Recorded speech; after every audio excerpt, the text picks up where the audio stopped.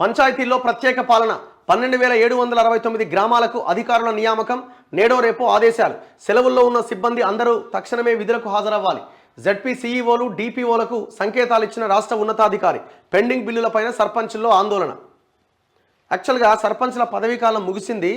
వాళ్ళు ఏమంటున్నారంటే మాకు ఇంకా బిల్లులు రాలే, కనీసం పాలనను పొడిగించండి అని అడుగుతున్నారు. 10 లక్షలు, 20 లక్షలు, 30 లక్షలు ఇట్లా ఈ రైతు వేదికలని, శ్మశాన వాటికలని వాళ్ళు అప్పులు తెచ్చి కట్టిరు పాపం. సర్పంచ్ల పదవీ కాలాన్ని పొడిగించాలి. పెండింగ్ బిల్లుల్ని 2వ తేదీలోగా ఇవ్వాలి.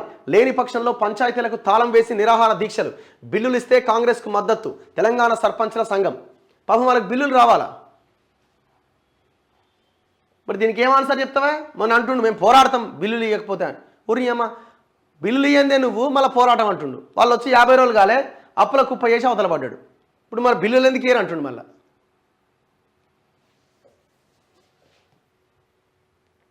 ఖచ్చితంగా ప్రభుత్వం ఆ సర్పంచ్ల బిల్లుల మీద ఫోకస్ చేయాల్సిన అవసరం ఉన్నది.